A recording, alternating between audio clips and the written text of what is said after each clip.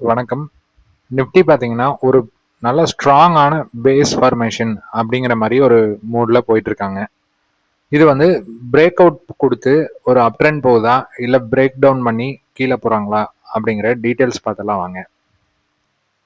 இங்க குடுக்கக்கூடிய தகவல் எல்லாமே எஜுகேஷனல் பர்ப்பஸ்க்கு தாங்க. டிஸ்க்ளைமர் ரீட் பண்ணிக்கங்க. இன்னைக்கு பார்த்தீங்கன்னா, ஒரு எக்ஸ்பிரி டே அன்னைக்கு ஒரு கன்சாலிடேஷன் டூ டவுன் ட்ரெண்ட் அப்படிங்கிற மாரி இன்னைக்கு மார்க்கெட் முடிச்சிருக்காங்க.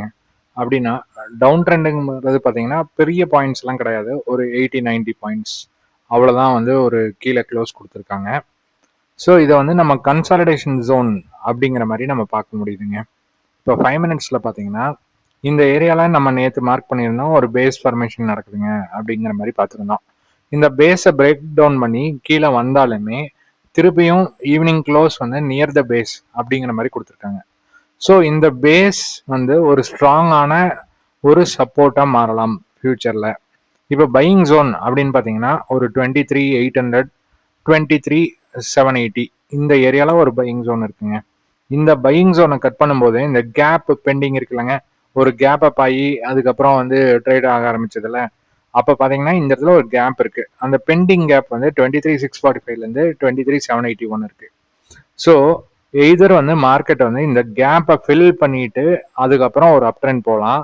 இல்லை இந்த பையிங் ஏரியாவில் ஒரு நல்ல ஸ்ட்ராங் பையிங் காமிச்சிருக்காங்க. அப்படிங்கும்போது இந்த பேஸை பிரேக் அவுட் பண்ணி மேலே போகும்போது ஒரு ஸ்ட்ராங்கான அப் ட்ரெண்ட் வந்து மேலே போகிறதுக்கு சான்சஸ் நிறையா இருக்கு. ஸோ கீழே வரும்போது இந்த கேப்பை ஃபில் பண்ணலாம். கேப்பை ஃபில் பண்ணதுக்கு அப்புறம் பிரேக் டவுன் பண்ணால் மட்டும்தான் அடுத்த டவுன் ட்ரெண்டை பற்றி நம்ம யோசிக்கணும். அது வரைக்கும் நம்ம டவுன் ட்ரெண்டை பற்றி பெருசாக யோசிக்க வேண்டியது இல்லைங்க. இந்த கேப்பை கட் பண்ணி கீழே போறாங்களா அப்படிங்கிறத மட்டும் நம்ம பார்த்துக்கணுங்க. ஒரு லாங் டேர்ம்ல சொல்றேன். ஒரு இன்ட்ராடேல பார்த்தீங்கன்னா, இன்ட்ராடேல இந்த பேஸ் வச்சுக்கலாங்க. இந்த பேஸ் வந்து ஒரு ஸ்ட்ராங்கான ஜோனா நம்ம வச்சுக்கலாம். இந்த பேஸை பிரேக் அவுட் பண்ணி மேலே போறதும் டஃப்பான ஒர்க்கு. அதே மாதிரி பிரேக் டவுன் பண்ணி கீழே வர்றதும் வந்து ஒரு டஃப்பான ஒர்க் அப்படிங்கிற மாதிரி தான் இருக்குங்க இப்போதைக்கு. ஸோ நாளைக்கு என்ன நடக்கலாம் அப்படின்னு கேட்டிங்கன்னா, நாளைக்கு இந்த பேஸ்குள்ள என்டர் ஆயிட்டாங்க. சப்போஸ் வந்து ஒரு 23,930, 40 அந்த ஏரியால திருப்பியும் ட்ரேட் ஆக ஆரம்பிச்சதுன்னா, இந்த பேஸோட ஹை ஆன 23,983 அதுக்கு அடுத்தது 24,000. ஸோ இது வரைக்கும் ஒரு அப் ட்ரெண்டுக்கு சான்சஸ் இருக்கு. அதையும் பிரேக் பண்ணும் பட்சத்தில் ஒரு 24,080 அது வரைக்கும் ஒரு அப் ட்ரெண்ட் வந்து போறதுக்கு வாய்ப்புகள் இருக்கு. அதே டவுன் ட்ரெண்ட் ஆனால் இன்னைக்கு லோ பார்த்தீங்கன்னா ஒரு 23,820. ஸோ 23,820 கட் பண்ணும்போது இந்த கேப்பை ஃபில் பண்ணுறதுக்கு ட்ரை பண்ணுவாங்க. அது மேபி நெக்ஸ்ட் 1 or 2 டேஸில் இது நடக்கலாம். ஒரு டவுன் ட்ரெண்டாக போச்சு. இப்போ டவுன் ட்ரெண்ட் கண்டினியூஷன் நடந்ததுன்னா, இப்போ டே ஸ்ட்ரக்சரில் பார்த்தீங்கன்னா ஆல்ரெடி நம்ம சேனலுக்கு விட்டு பிரேக் அவுட் பண்ணி மேலே போனாங்க. அதுக்கப்புறம் திருப்பியும் ரிஜெக்ஷன் பிரிண்ட் பண்ணி கீழே வந்துட்டாங்க. இந்த சேனலுக்குள்ளேயே ட்ரேட் ஆகும்போது உங்களுக்கு இந்த கேப்பை ஃபில் பண்ணுறது அடுத்த ப்ரையாரிட்டியாக இருக்கலாம். ஸோ இது பார்த்தீங்கன்னா மேக்ஸிமம் இன்னும் ஒரு 1 or 2 டேஸில் இந்த கேப்பை ஃபில் பண்ணிட்டு அதுக்கப்புறம் ஒரு அப் ட்ரெண்டா இல்லை டவுன் ட்ரெண்டா அப்படிங்கிற மாதிரி நம்ம டெசிஷன் எடுக்கிற மாதிரி சூழ்நிலை வருங்க. ஓகேங்களா? ஸோ இந்த மாதிரி ஒரு லாங் புல் கேண்டில் இருந்ததுன்னா நீங்கள் இதோட ப்ரைஸோட 50% டிஸ்கவுண்ட் ப்ரைஸ் வரைக்குமே கீழே இறங்குறதுக்கு வாய்ப்புகள் இருக்குது. அது வந்து இந்த சேனலோட மிட் வரைக்கும் வருங்க. ஸோ டவுன் ட்ரெண்ட்னா இதுதான் லெவல்ஸ். ஒரு அப் ட்ரெண்ட் போகும்போது நம்ம 0.5 அப்படிங்கிறது மேஜர் லெவலாக இருக்கும். அது 24,260. அந்த 24,260 கட் பண்ணி என்னைக்கு டே க்ளோஸ் வைக்கிறாங்களோ அதுக்கப்புறம் நம்மளுக்கு ஒரு பியூட்டிஃபுல்லான அப் ட்ரெண்ட் கிடைக்கிறதுக்கு நிறைய நிறைய சான்சஸ் இருக்குங்க. ஓகேங்களா? ஸோ பொறுத்திருந்து பார்ப்போம். நிஃப்டி வந்து இந்த இதில் ரிவர்சல் இந்த பேஸ்லேருந்து ஒரு ரிவர்சல் கிடைக்குதா இல்லை கேப்பை ஃபில் பண்ணிட்டு அதுக்கப்புறம் ரிவர்சல் கிடைக்குதா அப்படிங்கிறத நம்ம பொறுத்திருந்து வரும் நாட்களில் பார்க்கணுங்க. ஓகேங்களா? ஸோ இன்னைக்கு மெயினான ஃபால் அப்படின்னு பார்த்தீங்கன்னா, இன்னைக்கு மெயினான ஃபாலுக்கு காரணம் பார்த்தீங்கன்னா நிஃப்டி ஐடி என்ன பண்ணாங்க அப்படின்னு பார்த்தீங்கன்னா, ஒரு நல்ல ஒரு மார்னிங் ஓப்பன் ஆனோடனே ஒரு நல்ல ஃபாலுங்க. அதை பார்க்கலாங்க. ஸோ இது நிஃப்டி ஐடியோட சார்ட்டுங்க. இது பார்த்தீங்கன்னா மார்னிங் ஓப்பன் ஆனோன்னா ஒரு ஃபாலுக்கு காரணம் இந்த நிஃப்டி ஐடி தான். இது ஆல்மோஸ்ட் ஒரு 2.7% வந்து நிஃப்டி ஐடி இன்னைக்கு கீழே விழுந்திருக்காங்க. இது மெயினாக இந்த ஏஐ வந்து ஒரு ஜாப்லெஸ்னஸ் கிரியேட் பண்ணும், இந்த சர்வீஸ் செக்டரை வந்து காலி பண்ணும் அப்படிங்கிற ஒரு சூழ்நிலை இருக்கிறங்காட்டி இந்த நிஃப்டி ஐடி வந்து கண்டினியூஸாக ஃபாலோ ஆகிட்டு இருக்கு. ஆனாலும் இந்த நிஃப்டி ஐடியோட மேஜர் சப்போர்ட் அப்படின்னு பார்த்தீங்கன்னா 26,000. அந்த 26,000 உடைச்சு இப்போ வரைக்கும் கீழே இறங்கல. அப்படிங்கும்போது இங்கிருந்து ஒரு ரிவர்சலுக்கும் சான்சஸ் இருக்கு நிறையா, அப்படிங்கிறத நம்ம மைண்ட்ல வச்சுக்கணுங்க. ஸோ நிஃப்டி ஐடி அப்புறம் பேங்க் நிஃப்டி ஐடி பார்த்தீங்கன்னா ஆல்மோஸ்ட் நிஃப்டிக்கு ஒரு 10% கான்ட்ரிபியூஷன், பேங்க் நிஃப்டி பார்த்தீங்கன்னா ஆல்மோஸ்ட் ஒரு 37% கான்ட்ரிபியூஷனுங்க.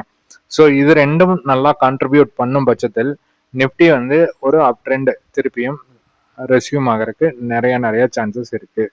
ஸோ அதுக்கு தகுந்த மாதிரி நம்ம பொசிஷனல் ட்ரேட் அப்படிங்கிறது பார்த்தீங்கன்னா இந்த 0.5க்கு மேலே போனால் மட்டும் பொசிஷனல் ட்ரேட் எடுத்துட்டு, அந்த 0.5க்கு மேலே போகலைன்னா நம்ம இன்ட்ராடேல ஸ்கேல்பிங்கோட க்ளோஸ் பண்ணிக்கிறது ரொம்ப ரொம்ப நல்லதுங்க. அப்புறம் இன்னைக்கு 9:15 ஃபர்ஸ்ட் கேண்டல்ல ஃபிப் போட்டு இன்னைக்கு ட்ரேட் எப்படி எடுத்துருக்க முடியும் அப்படிங்கிறத பார்க்கலாம். இன்னைக்கு வந்து ட்ரேட் ரொம்ப சிம்பிள்ங்க. என்னாச்சு, மார்னிங் 9:15 கேண்டில் ஓப்பன் ஆனோடனே படவரன்னு கீழே வந்துட்டாங்க. அது எது வரைக்கும் அப்படின்னு பார்த்தீங்கன்னா 1.618 வரைக்கும் கீழே விழுந்தாங்க.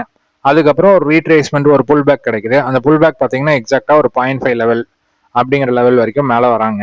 அந்த 0.5ல ரிஜெக்ட் ஆகி கீழே வரும்போதே நம்ம ஒரு புட் ஆப்ஷன் அப்படிங்கிறத எடுத்துருக்கலாம். ஏன்னா ஆல்ரெடி நம்மளுக்கு மார்க்கெட் வந்து பயாஸ் தெரியும், ஒரு நெகட்டிவ் டவுன் ட்ரெண்ட்ல இருக்கு, சேனலுக்குள்ள ஒரு ரிஜெக்ஷன் பிரிண்ட் பண்ணிட்டு சேனலுக்குள்ள வந்துட்டாங்க அப்படிங்கிறது நம்மளுக்கு நேற்றே தெரியும்.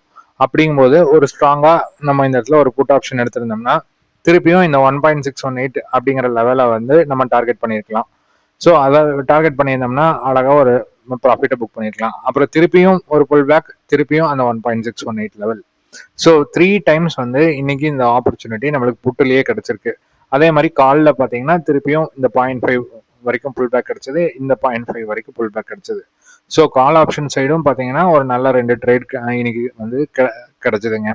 ஓகேங்களா? ஸோ மார்க்கெட் பயாஸ் நெகட்டிவா இருக்கும்போது நம்ம புட் ஆப்ஷன் எடுக்கும்போது தான் ஒரு பாயிண்ட்ஸ் மூவ்மெண்ட் வந்து ஸ்ட்ராங்கா மூவ் ஆகுறதுக்கு நிறைய சான்சஸ் இருக்குங்க.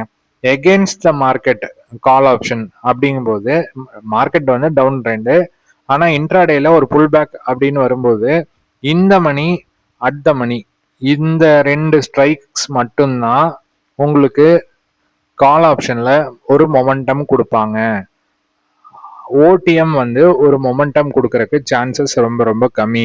இன்னைக்கு யாராவது ஓடிஎம்ல போய் கால் ஆப்ஷன் எடுத்திருந்தீங்கன்னா அதுல ஒரு பெரிய மூமெண்ட் இருந்திருக்காது.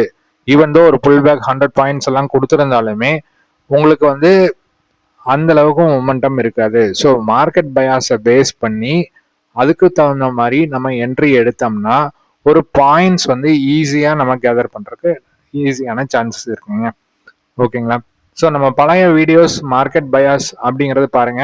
அப்புறம் செல்லர் கான்செப்ட்ல நம்ம கிளியரா எக்ஸ்பிளைன் பண்ணியிருப்போம். இப்போ மார்க்கெட் டவுன் ட்ரெண்ட்ல இருக்கும்போது இன்னைக்கு செல் பண்ண புட் செல்லர்ஸ் கட்டாயமா திருப்பியும் அவங்களோட பொசிஷன்ஸை க்ளோஸ் பண்ணுவாங்க அப்படின்னு நம்ம சொல்லியிருப்போம். அதே மாதிரி புட்டை செல் பண்றாங்க. இந்த இடத்துல வந்து புட்டை செல் பண்ணும்போது தான் உங்களுக்கு மார்க்கெட் அப் ட்ரெண்ட் போகுது. அதுக்கப்புறம் ஒரு சர்டன் பாயிண்ட்ல திருப்பி புட் செல்லர்ஸ் எக்ஸிட் ஆக ஆரம்பிச்சாங்கன்னா எந்த இடத்துல செல் பண்ண ஆரம்பிச்சாங்களோ அது வரைக்கும் கீழே வருவார்கள். இதை தான் நம்ம வந்து ஃபர்ஸ்ட் ஒரு 2வது 3வது வீடியோலயே செல்லர் கான்செப்ட்ல எக்ஸ்பிளைன் பண்ணியிருப்பாங்க. திருப்பியும் அந்த வீடியோவை ரீவிசிட் பண்ணுங்க. ரீவிசிட் பண்ணீங்கன்னா நம்ம இன்னைக்கு எப்படி ட்ரேட் எடுத்துருக்கலாம் அப்படிங்கறது உங்களால ஈஸியா கத்துக்க முடியுங்க. ஓகேங்களா? ஸோ நாளைக்கு வந்து என்ன ட்ரெண்ட், இந்த பேஸ் பிரேக் அவுட் இல்லை பிரேக் டவுன் நடக்குதா அப்படிங்கிறத பார்த்து மார்க்கெட் பயாஸையும் கிளியரா மைண்ட்ல வச்சுட்டு ஒரு ட்ரேட்ல என்டர் பண்றதுக்கு ட்ரை பண்ணுங்க. ஸோ இன்னைக்கு கொடுத்த இன்ஃபர்மேஷன் உங்களுக்கு யூஸ்ஃபுல்லா இருக்கும்னு நினைக்கிறேன். யூஸ்ஃபுல்லா இருந்ததுன்னா ஒரு லைக் பண்ணுங்க, ஷேர் பண்ணுங்க, கமெண்ட் பண்ணுங்க. தேங்க்யூ.